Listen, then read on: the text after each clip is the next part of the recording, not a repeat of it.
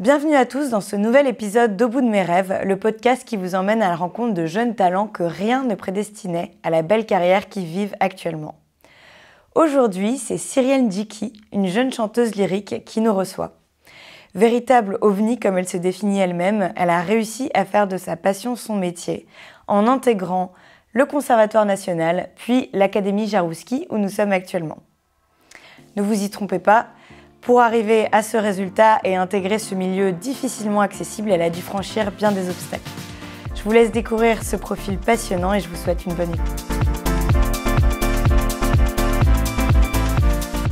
Bonjour Cyrielle, un grand merci d'avoir accepté d'être notre invitée aujourd'hui pour le podcast Au bout de mes rêves. Alors pour commencer, j'aimerais bien entrer directement dans le vif du sujet et te demander de nous expliquer ce qu'est l'art lyrique, puisque je pense que peu de personnes finalement savent bien ce que c'est.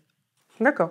Alors l'art lyrique, c'est un art de la scène en fait. Donc c'est le fait d'avoir sur scène des chanteurs qui vont incarner des personnages et qui vont raconter une histoire. Donc c'est un art aussi bien visuel qu'un art auditif. Et en fait, et donc vraiment, c'est porté par des chanteurs lyriques, donc des chanteurs qui ont suivi j'allais dire pour la plupart, mais en fait qui ont tous suivi une formation classique. À la base souvent instrumentale puis vocale et donc qui apprennent des rôles par cœur, incarnent le personnage, pendant la durée que dure pendant le temps de production ont une direction d'acteur, c'est-à-dire qu'il y a un metteur en scène qui est là pour nous diriger, pour nous dire voilà, à ce moment-là il se passe ça, essaye de penser plutôt à ça, place-toi là sur le plateau, essaye d'avoir telle ou telle gestuelle. Et donc en fait le temps de répétition peut durer entre 2 semaines si c'est une production où il y a juste une mise en espace, donc c'est-à-dire pas une mise en scène complète, de 2 semaines à 1 mois et demi pour des grosses productions dans des grosses maisons d'opéra à Paris, à New York, à Madrid, où on veut. Et ensuite, il y a un certain nombre de représentations publiques. Alors, tu parlais justement de l'opéra. Est-ce que toi, du coup, pour revenir un petit peu plus tôt dans ton parcours, est-ce que c'est quelque chose que tu connaissais dès que tu as été petite ou pas du tout ? Pas du tout. Alors, j'ai personne dans ma famille qui est musicien, hein, ni mon père, ni ma mère, ni oncle, ni tante. Moi, chez moi, mes parents, ils écoutaient énormément de musique africaine, beaucoup de variétés françaises aussi. Donc, j'ai eu aussi bien, quand j'étais petite, Koffi Olomidé que Patricia Cass. Enfin, c'est vraiment le grand écart, mais il n'y avait pas vraiment de musique classique. Et c'est moi qui ai demandé vers 9-10 ans à commencer par faire du piano. Mes parents, quand même, insistaient beaucoup sur le fait que moi et mes frères et sœurs devions avoir une pratique extrascolaire au choix, mais il fallait faire quelque chose. Donc moi, j'ai choisi le piano. Donc j'ai pratiqué le piano pendant 7 ans. Et c'est pendant mes études de piano et de solfège que j'ai découvert le chant lyrique pendant une écoute en cours de solfège avec la prof, quoi. Donc elle nous a fait écouter des extraits de Maria Callas, ce genre de chanteuse. Et voilà, ça a été vraiment une révélation. Et après, j'ai commencé à en écouter un peu toute seule chez moi, plus toute la musique orchestrale, la musique symphonique, la musique de chambre. Donc musique de chambre, c'est vraiment des petits formats, donc piano-voix clarinette, enfin des formations assez restreintes. Et voilà, et c'est comme ça que j'ai commencé un petit peu mon éducation musicale classique. Ouais. Et tu avais déjà un don pour le chant ? Tu chantais bien, tu chantais sous la douche ? Ouais, je pense que j'ai toujours chanté. Alors, ce qui se passait à la radio, quand j'étais ado et que j'avais donc mon groupe d'amis avec qui on faisait du piano, on s'accompagnait les uns les autres sur ce qu'on entendait à la radio. Donc, on était un groupe de 3 filles, on écoutait Alicia Keys, on écoutait Muse, et puis on essayait de se faire des petits arrangements et de chanter les unes les autres. Donc j'ai toujours énormément chanté. Dans la chorale de mon lycée aussi, c'était plutôt du pop-rock, c'était des arrangements pop-rock. On avait une super prof qui nous faisait des arrangements à 2 ou 3 voix, et j'ai chanté énormément de trucs, pas du tout, j'ai chanté The Cranberries, pas du tout de chant lyrique, quoi, hyper varié. Ouais. Et un jour, j'ai voulu comprendre, donc j'ai poussé la porte de l'école de musique de ma ville, dans l'Oise, là, Pont-Sainte-Maxence. Et la prof ne dispensait que des cours de chant lyrique. Donc c'est comme ça que j'y suis venu. Mais avant, j'ai chanté plein de trucs. Et après mes premières années, j'ai continué à chanter plein de trucs différents, quoi. J'ai pas fait tout de suite que de l'opéra. Ouais. Mais du coup, Pendant le lycée, tu t'es dit directement, je vais faire des études dans la musique ou... Pas du tout, parce que, comme je disais, pour mes parents, surtout pour mon père, c'était un passe-temps, parce qu'il nous avait demandé de choisir des passe-temps, donc c'était pas du tout un métier, pas du tout considéré comme un métier à part entière. Non, c'est devenu concret. Moi, j'ai passé mon bac, j'ai eu un bac scientifique, mention très bien. Mon père voulait que je fasse des études de médecine, donc j'ai commencé par faire des études de médecine. J'ai fait ma première et ma deuxième année. Mais j'ai toujours, enfin, je continuais toujours à chanter. C'est devenu très concret au fil des années. Je me suis rendu compte que j'avais vraiment envie de faire ça parce que le discours, bah non, tu finis tes études de médecine et ensuite tu feras du chant et tu rentreras au conservatoire. C'était pas vrai. Pour entrer au CNSM de Paris, il y a des limites d'âge. J'aurais été beaucoup trop âgée. J'aurais pas eu le temps de pratiquer comme je voulais. Donc, parce que voilà, dès la première année, j'avais quasiment plus le temps de faire de chant. C'est hyper prenant.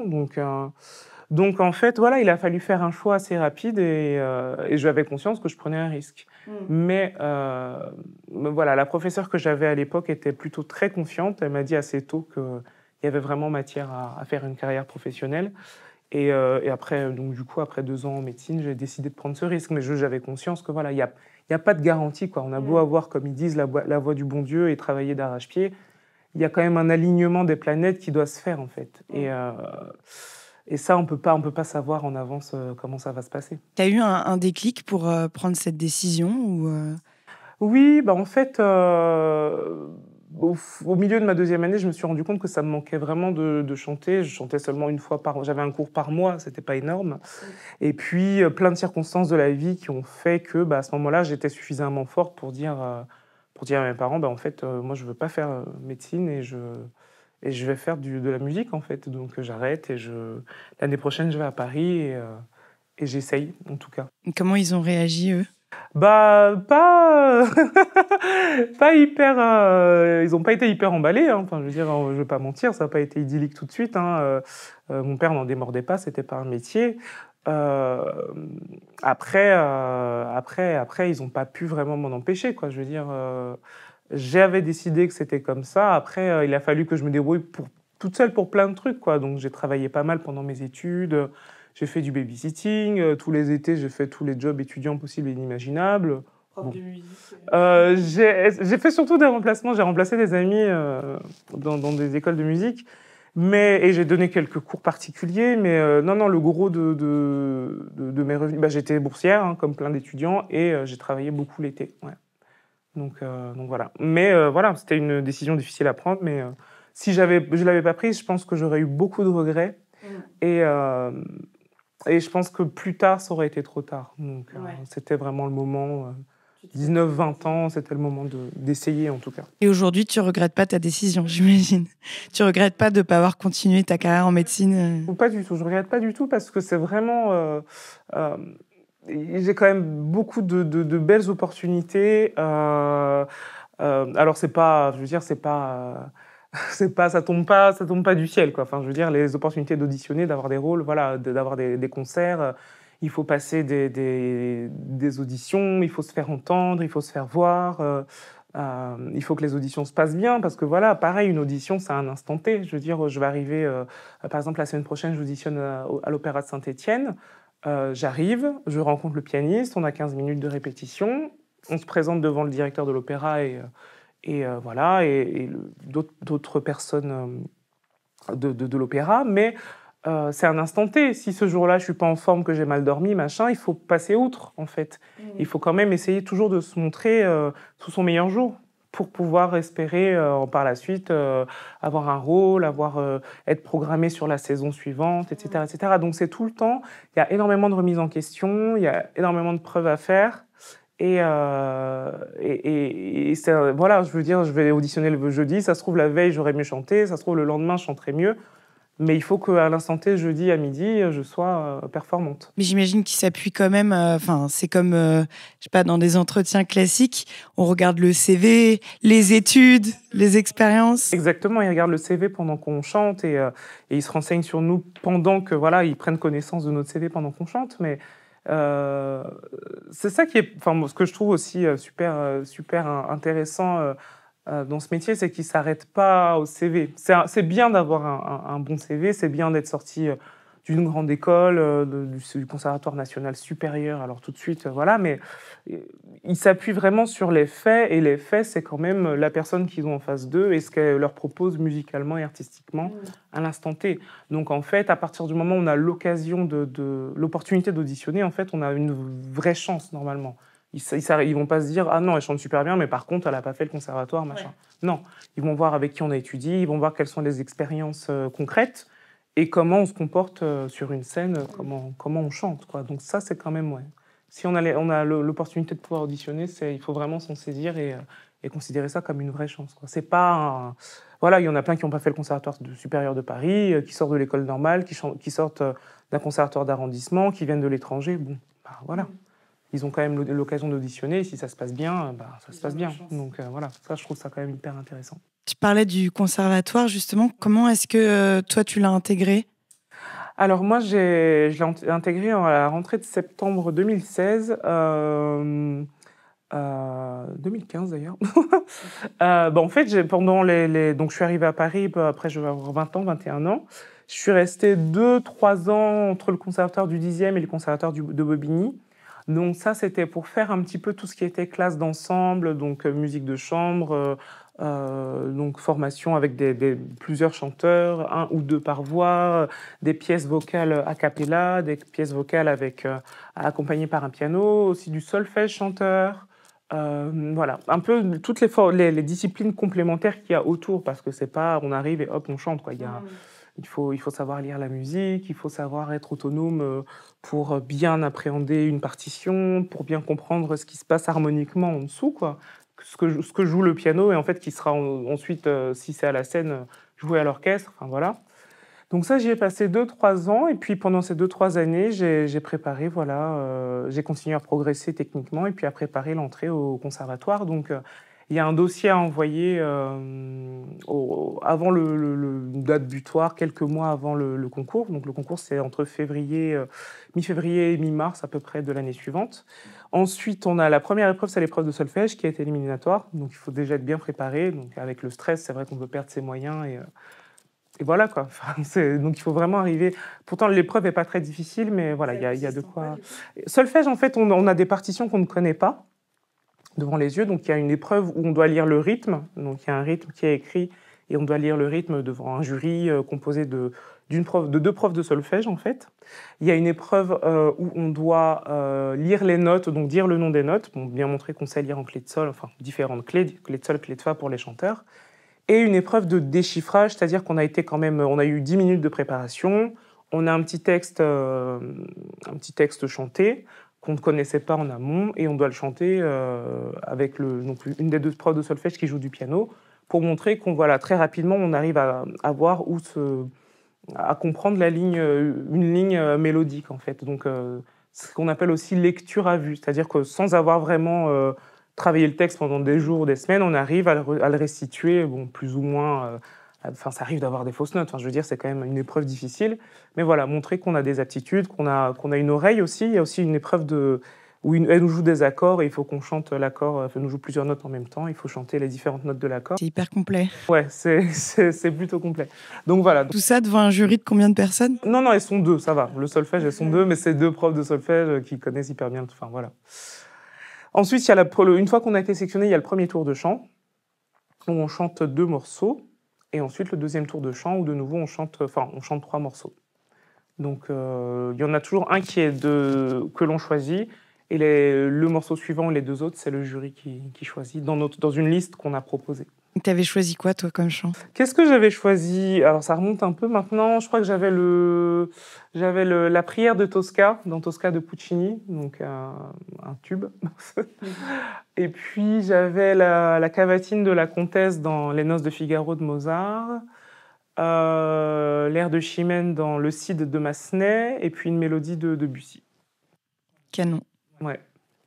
Top. Et alors, du coup, ensuite, tes études ont duré combien de temps au conservatoire ? Alors, mes études ont duré 4 ans, parce que j'ai fait ma licence en 2 ans. Après, pendant mon master, je suis partie une petite année, parce que voilà, on peut faire des années de césure aussi, on peut prendre un peu le temps pour soi, et puis j'étais pas Voilà, j'étais pas spécialement... Moi, j'estimais que j'étais en retard parce que je suis rentrée à la limite d'âge. J'étais dans ma 25e année quand je suis rentrée. Mais voilà, ça a duré que 4 ans, 5 ans en comptant l'année de césure. Et voilà, ça a été 4 années vraiment très denses, très riches. Les premières années, il y a énormément de matières différentes. Donc, on fait de la diction lyrique allemande et italienne. Donc, c'est-à-dire qu'on a des profs dédiés qui connaissent bien la langue déjà, qui parlent la langue et qui nous disent comment ça se prononce, qui nous enseignent à le prononcer correctement. On a des cours aussi sur le répertoire français, sur la langue française, donc aussi comment on prononce en français dans les textes opératiques. On a des cours d'art de la scène, on a des cours de solfège, on a des cours de piano. Donc les premières années, c'est dense. Art de la scène, c'est théâtre du coup? C'est théâtre, absolument théâtre chanté du coup. On essaye rapidement de se mettre en situation. Les professeurs qu'on a eus nous ont toujours encouragés, en tout cas, ont toujours insisté pour qu'il y ait toujours du texte parlé aussi. Parce que c'est important de savoir... avant de chanter un texte, il faut pouvoir le dire, il faut pouvoir faire passer aussi les émotions en le disant, en le déclamant. Donc il y avait aussi toujours dans les spectacles qu'on faisait une part de textes chantés, ça faisait de textes parlés, pardon, ça faisait partie des impératifs. Et on a eu un tas d'exercices hyper sympas, dont un qui s'appelait les 10 minutes. Donc c'était un prof d'art de la scène qui s'appelait Vincent Vitoz qui avait instauré le truc. En fin d'année précédente, il nous donnait la thématique. Donc moi, je sais plus, ça devait être mensonge et trahison, j'en sais rien, hyper large. Et en fait, on avait chacun 10 minutes pour traiter ce thème en ayant à la fois du texte chanté et du texte parlé. Donc si on est à 2, c'est 20 minutes, et voilà, c'est proportionnel comme ça. Et c'est hyper cool parce qu'on peut vraiment tout explorer. Nous, on s'était mis avec une collègue et on avait fait un truc on avait fait un moment un morceau de cabaret, donc on était allé chercher dans la comédie musicale Chicago. C'est hyper cool, quoi. C'est vraiment... Change du répertoire classique. c'est vraiment un espace de création vraiment libre, quoi. Il nous laisse vraiment totalement libre et il y en a qui sont plutôt chansons françaises, donc ils vont chanter du Jacques Brel ou du Barbara. C'est très, très libre. C'est vraiment des espaces de création pour nous, pour mettre le pied à l'étrier et pour pour un peu laisser s'exprimer notre créativité. Donc, non, vraiment des bons moments comme ça, des très bons moments pendant mes études. Tu te sens du coup autant chanteuse que comédienne? Ah, je n'irais pas juste à dire ça, parce que quand même, c'est un art... c'est quand même un art, un art autre. Et puis, je pense que je ne suis pas aussi à l'aise dès qu'on m'enlève la musique. En fait, c'est quand même une expertise autre. Moi, je n'irai pas jusqu'à dire ça. Mais dans les mois à venir, a priori, j'aurai sans doute des projets où j'aurai aussi pas mal j'aurai vraiment une place de comédienne aussi bien que de chanteuse dans des créations à venir. Donc, voilà, je suis pas fermée, justement, je suis vraiment très, très désireuse d'apprendre. Mais non, je ne suis pas comédienne. Pas autant chanteuse comédienne, ça, non.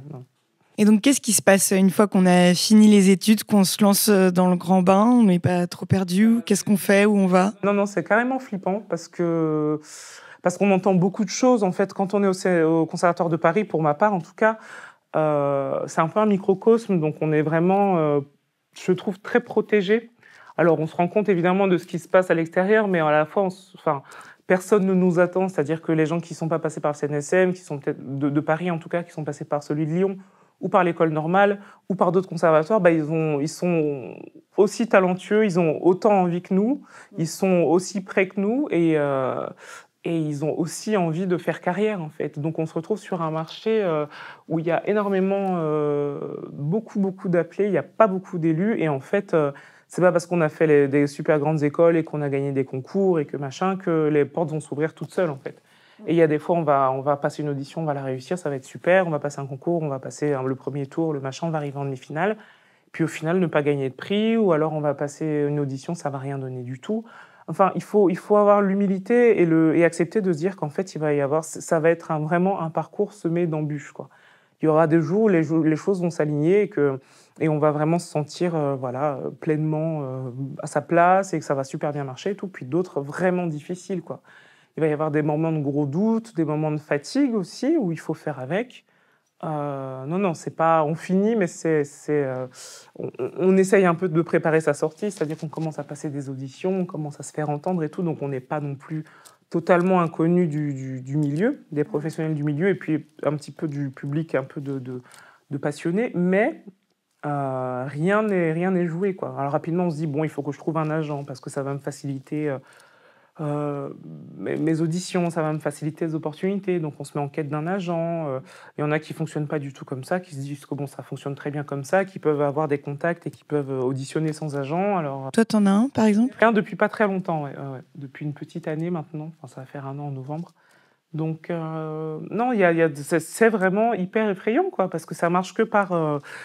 ce qu'on pourrait appeler, c'est ce qu'on appelle, c'est que des CDD à chaque fois. On est embauché pour tant de temps chez l'Opéra de Bordeaux pour 1 mois et demi, ok, mais le mois d'après, il faut toujours avoir une visibilité. On essaie d'avoir une visibilité au maximum sur au moins 2 saisons, c'est-à-dire 2 années en avance, quoi. Mais c'est pas toujours facile. Et puis là, récemment avec le Covid, il y a eu pas mal d'annulations, des reports. Non, c'est pas facile. Ouais. C'est un peu anxiogène. C'est un peu anxiogène, mais il faut, si on n'est pas prêt à vivre avec cette anxiété-là et puis à aller quand même au-devant des choses et à profiter des bonnes choses qui nous arrivent, c'est pas sa vocation. Non. Et c'est quoi les astuces pour se marquer? C'est par exemple se présenter à des prix pour gagner des... Ouais, c'est bien de faire des concours parce que c'est toujours un moment pour rencontrer beaucoup de professionnels du milieu en même temps. Donc c'est bien de faire des concours. J'en ai pas fait beaucoup. Là, je vais rentrer un petit peu dans la période où je vais en faire un petit peu. J'ai fait le concours de Marmande, donc c'est une ville dans le sud de la France où ils essayent de réunir le maximum de professionnels, en tout cas français et un petit peu européens. Je l'ai fait l'année dernière, donc tout le monde n'a pas pu venir, évidemment, parce que le Covid oblige. J'ai eu la chance de gagner le Grand Prix et le prix du public, ce que je trouve hyper intéressant, parce que le public, c'est... c'est pas forcément... Il y a des amateurs éclairés, mais il y a aussi des gens qui sont totalement... et le fait de pouvoir les toucher et de se rendre compte qu'il y a un truc qui se passe, je trouve ça hyper important. Mais comme on se démarque, on essaye de faire des concours, on essaye d'être présent sur les réseaux sociaux. Et puis, quand on va passer une audition, moi, je trouve qu'il faut rapidement essayer de développer ce qui fait sa singularité, en fait, et ce qui fait qu'on est un artiste qu'on a envie de voir sur scène, en fait. C'est pas tout d'avoir étudié pendant 5 ans, d'avoir une belle voix, une bonne technique. Non, je pense qu'il faut une dimension supplémentaire qui est de l'ordre je sais pas, un truc du charisme, de la personnalité, de la sincérité. Ça, c'est pas des trucs qu'on apprend. C'est des trucs qu'il faut avoir en soi et qu'il faut développer, qu'il faut jamais perdre de vue. Mais il n'y a pas une classe pour dire je vais t'apprendre à être charismatique ou machin. Enfin, on peut toujours aller voir des coachs et tout, quoi. Mais il y a vraiment un don de soi hyper honnête qu'il faut pas perdre de vue, je pense, pour susciter l'envie d'être suivi, pour fédérer vraiment, pour créer un truc avec le public, je pense. Moi, c'est un milieu que je vois quand même assez élitiste, qui est réservé un peu pour... moi, je connais très peu de personnes qui vont à l'opéra et c'est vu, en tout cas, je pense, pour beaucoup de gens comme un milieu un peu élitiste. Est-ce que c'est vrai? Est-ce que ça s'ouvre? Comment sont les gens qui sont dans ce milieu? En fait, depuis quelques années, je trouve que la jeune génération, la génération d'un peu de stars du lyrique, genre des jeunes trentenaires, 35, 40 ans par là, essayent de plus en plus de montrer qu'en fait, c'est pas du tout... On essaye vraiment de dépoussiérer l'opéra, vraiment. On essaye vraiment... Je sais que, par exemple, il y a le conte d'une chanteuse qui fait vraiment une très belle carrière, Julie Fuchs, qui chante un peu partout, en France, en Europe. Elle essaye vraiment de montrer qu'elle a appelé une petite rubrique « Opera is open », en fait. Enfin, c'est vraiment ouvert. De montrer qu'elle fait souvent des comparatifs entre les places les plus chères d'un match de foot ou d'une superstar d'un pop-rock, j'en sais rien. C'est pas plus cher qu'une place à l'opéra. Au contraire, qu'il y a souvent des places de dernière minute pour 5 ou 10 euros. Il y a toujours les journées de l'opéra, le premier dimanche, au mois d'octobre, à l'automne, il y a toujours des... Vraiment, c'est pas du tout le cas. Alors, c'est vrai que ça a du mal à aller parfois jusqu'au public non averti pour montrer vraiment qu'en fait, non, c'est hyper ouvert et il y a tout un tas de codes un peu qui peuvent sembler un peu poussiéreux en se disant, bon, bah voilà, si je vais à l'opéra, je suis obligé d'être hyper bien habillé. C'est pas vrai, on n'est pas obligé d'être beaucoup mieux habillé que si on va au cinéma, quoi. Enfin, je veux dire, on peut y aller en basket, en jean, enfin, voilà. Après, il y en a qui ont envie et ça leur fait plaisir, et tant mieux, en fait. Mais c'est absolument pas véridique qu'il faut arriver avec une robe longue. Ça, c'est vraiment pas vrai du tout, par exemple. Les places sont pas plus chères, comme je disais, que certains concerts ou certaines places de matchs de foot. Après, ça dépend des envies et des affinités et tout, quoi.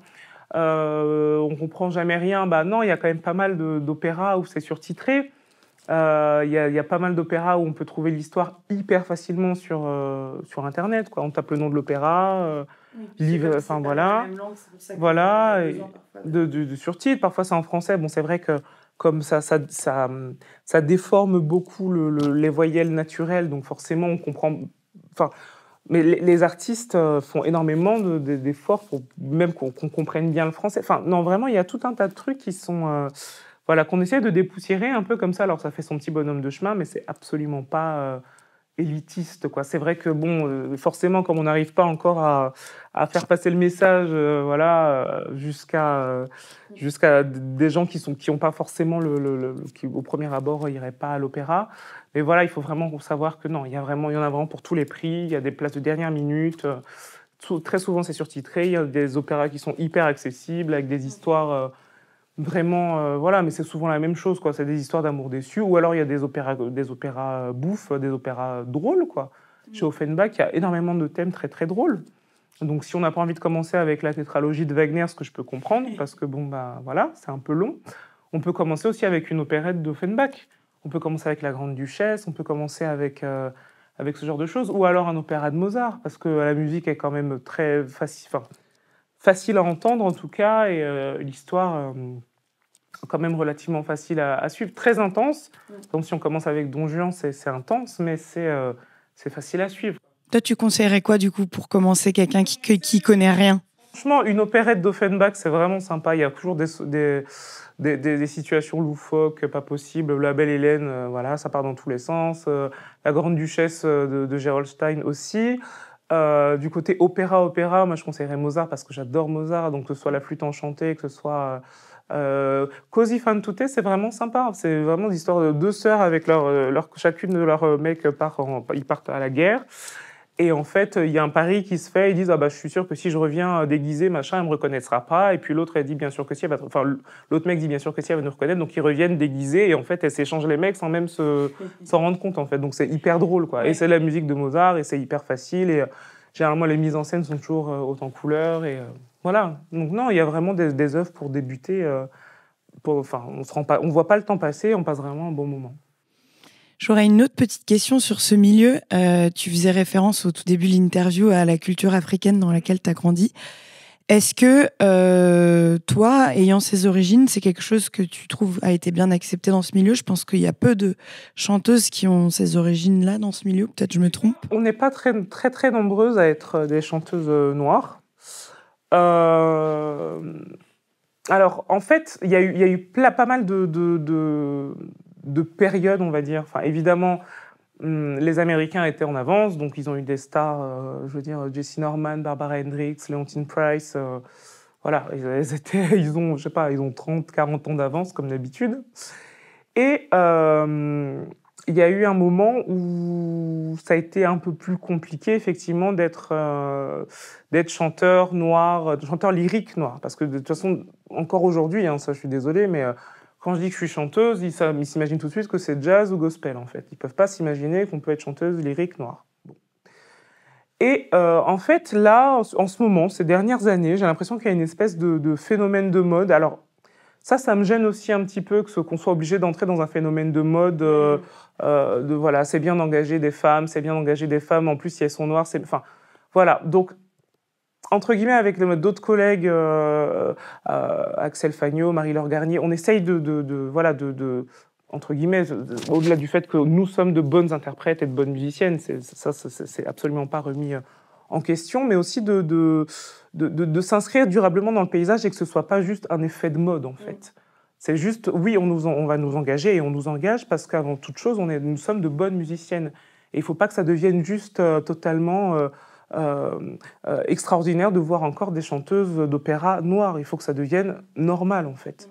Et donc, c'est vrai qu'il y a encore du boulot à faire. Ouais. Il y a encore du boulot, il y a encore beaucoup de chemin, il y a encore des remarques désobligeantes, il y a encore énormément de personnes. La première chose qu'on nous demande, c'est quelles sont les origines. Alors moi, je m'amuse à répondre toujours que je suis picarde, parce que c'est vrai.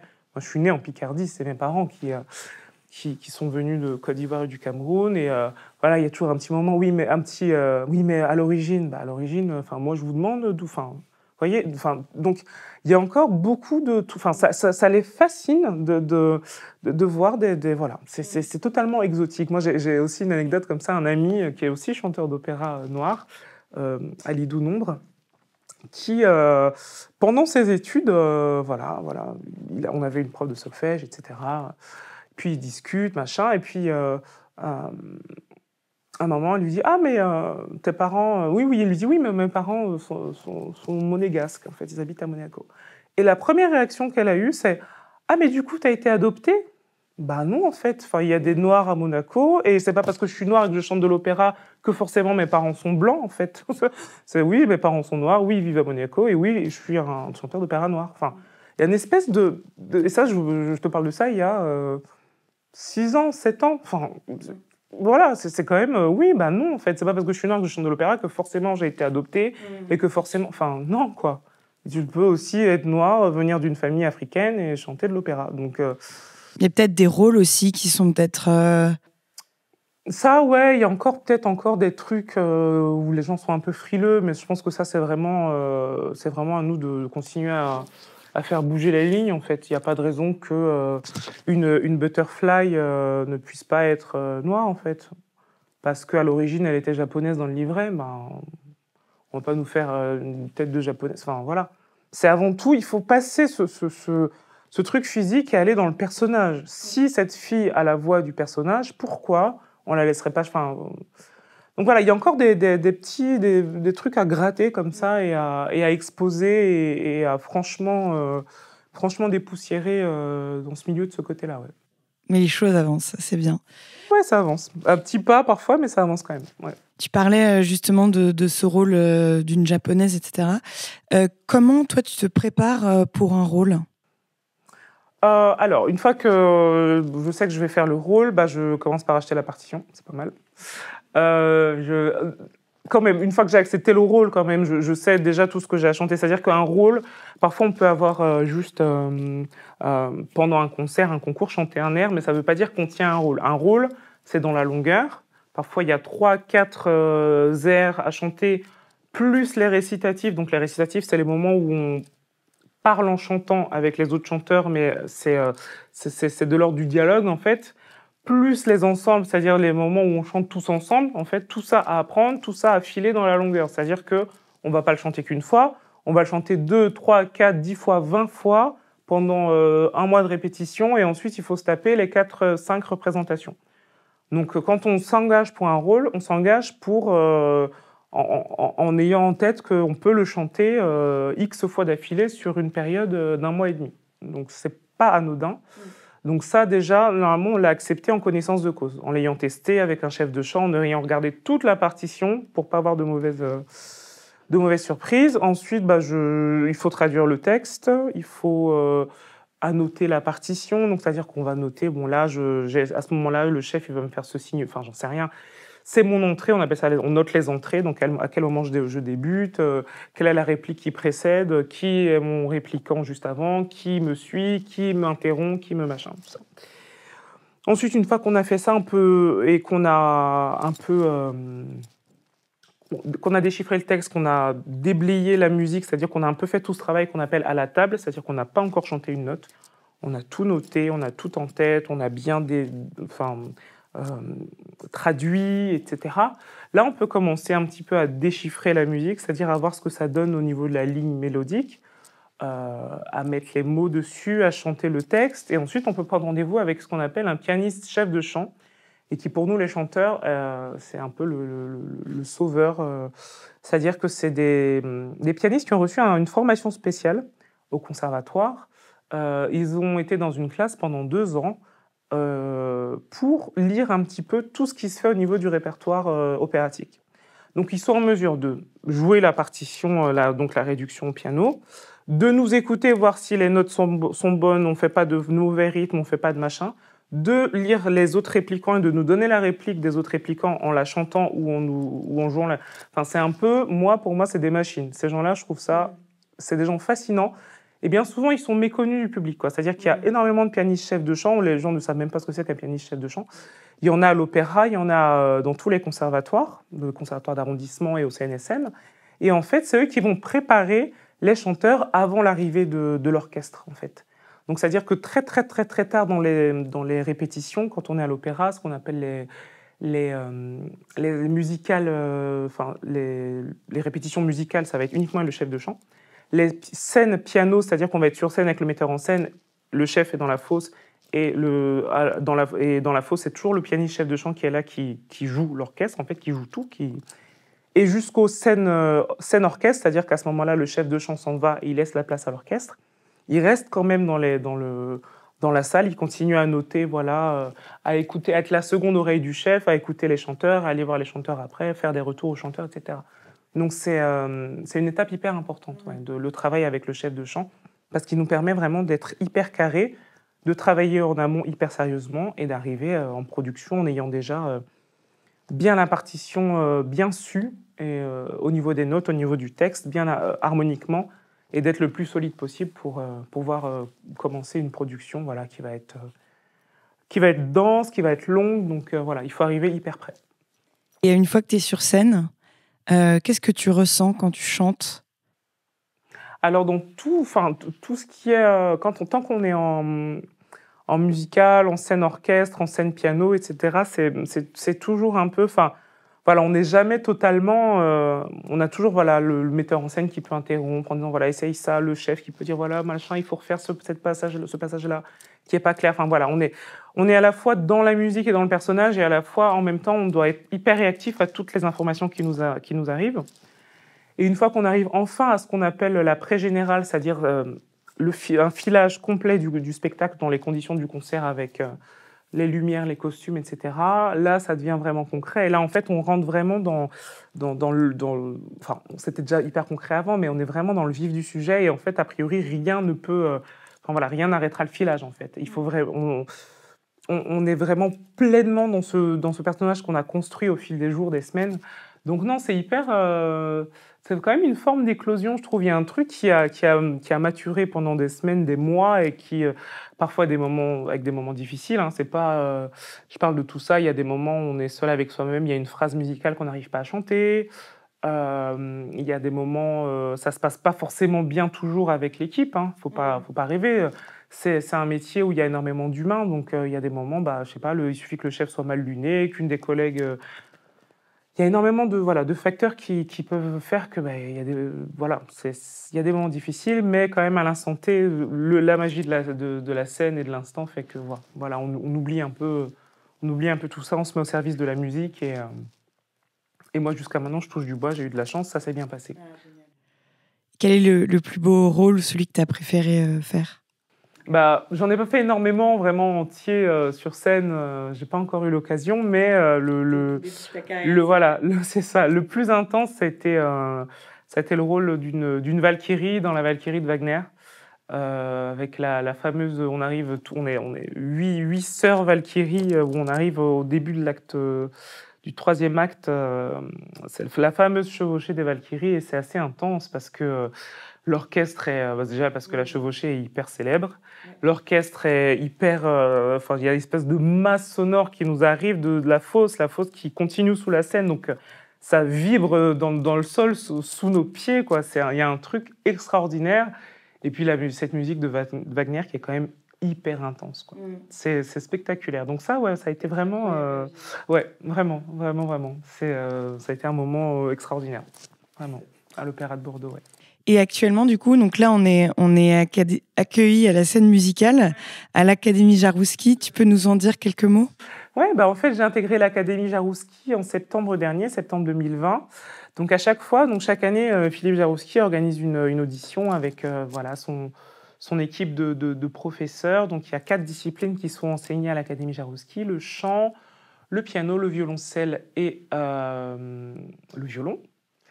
Et donc, ils ont 2 volets. Donc, le volet jeunes apprentis, donc c'est des enfants, des environs à qui on donne un instrument, donc que ce soit violon, violoncelle ou piano, et qui vont venir prendre leurs cours au sein de l'académie. Donc ça, c'est vraiment le volet pédagogique que je trouve hyper intéressant. Qui est plutôt pour des personnes qui sont un peu éloignées, non, de... Oui, qui n'ont pas forcément, accès, un accès facile aux instruments de musique, à la formation classique. Et ça, vraiment, ça leur est dispensé ici. Et en plus, vraiment, les instruments sont offerts aux enfants. Donc, ils restent à l'académie généralement 3 ans, le temps de se former, peut-être ensuite... s'il y a une vocation qui est née, ensuite de rejoindre un conservatoire d'arrondissement, pourquoi pas, mais c'est vraiment, chaque année, il y a de jeunes apprentis comme ça, je crois que ça doit être entre 7, 8 et 12 ans, en fait, où ils ouvrent vraiment les portes comme ça aux jeunes apprentis. Et le volet jeunes talents, donc c'était le volet auquel j'ai pris part, donc c'est ouvert aux instrumentistes entre 18 et 30 ans. Et en fait, pendant 1 an, on va avoir des cours chacun avec notre professeur. Donc pour moi, c'était Philippe Jarouski, puisque c'était cours de chant. C'est sous forme de masterclass. Donc il y a 4 sessions dans l'année, 4 fois une semaine, où on passe la semaine avec lui. On a 1 heure par jour de cours. À la fin de la semaine, on a un concert de fin de masterclass.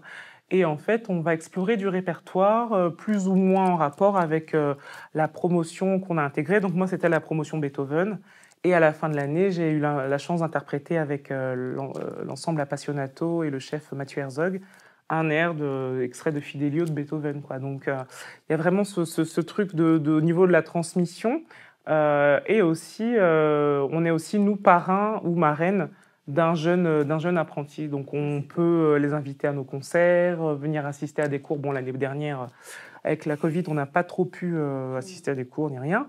Mais on est vraiment invité à créer un lien avec notre filleul pour lui montrer un petit peu ce que nous, professionnellement, on fait et aussi venir assister à ses cours. Enfin, il y a un vrai échange, quoi. Il y a vraiment une double transmission, la transmission du professeur à nous et nous aux jeunes apprentis. Donc, c'est vraiment une chouette initiative. Ouais. Ça a été vraiment une belle année pour moi.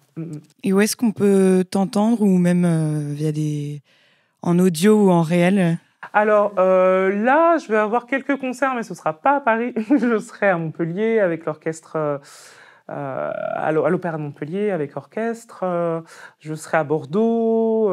Je serai peu à Paris, en fait, les prochains, en tout cas en concert. Il y a quand même le concert Unisson. Donc c'est une association qui a été montée l'année dernière pour venir en aide un peu aux artistes qui ont été touchés par le Covid, donc qui ont perdu des revenus, etc. Et c'est des chanteurs qui expérimentés ou en début de carrière, qui chantent bénévolement. Et tous les revenus, les ventes de billets sont redonnés pour les chanteurs les plus précaires. Et donc ça, c'est le 10 octobre à l'Opéra Comique. Donc on sera vraiment très, très, très nombreux. Et il y a beaucoup, beaucoup de très belles personnalités à découvrir. Sinon, sur YouTube, il y a justement cet extrait du concert avec orchestre de l'Académie Jarouski qui est disponible sur la chaîne de l'Académie. Et puis donc après, je vais essayer, là c'est vrai que c'est pas trop le cas, mais de mettre mon site à jour. Mais il y aura des dates aussi début janvier prochain, oui, janvier 22 normalement, au Théâtre Paris-Villette. Donc pareil, là c'est une des créations dont je parlais, où il y aura un volet chanter et un volet aussi parler, donc vraiment avec un côté de comédienne à développer et à voir ce que ça donne. Donc voilà. Génial, des beaux projets. Pour terminer, est-ce que tu aurais un petit mot de la fin pour les jeunes qui ont envie de réaliser leurs rêves, mais pour qui parfois c'est pas évident? Ça va sembler un peu bateau ce que je vais dire. Je pense que je ne serai pas la première à le dire, mais je pense que si on a vraiment la conviction qu'on a envie de faire quelque chose et qu'on ne voit pas forcément comment on va le réaliser, qu'on ne voit pas forcément comment avoir les moyens pour faire les choses, où aller, vers qui se tourner. Moi, dans les moments où j'étais vraiment découragée, je me suis rendu compte que le fait de s'enfoncer en plus en se disant « ça marche pas, je vais pas y arriver, je vois pas comment je vais faire », ça fait un espèce de cercle vicieux qui fait qu'effectivement, il n'y a rien qui fonctionne. À partir du moment où on se met dans la disposition d'esprit, en se levant le matin en se disant « ok, ça va être galère, ça va être hyper difficile, mais de toute façon, je vais y arriver », on se rend compte qu'il y a plein de facteurs on ne sait pas comment, ça ne nous appartient pas et c'est même pas la peine d'essayer de chercher, de comprendre. Mais il y a des choses qui arrivent et il y a des mécanismes qui se mettent en place. Ça, j'en suis persuadée.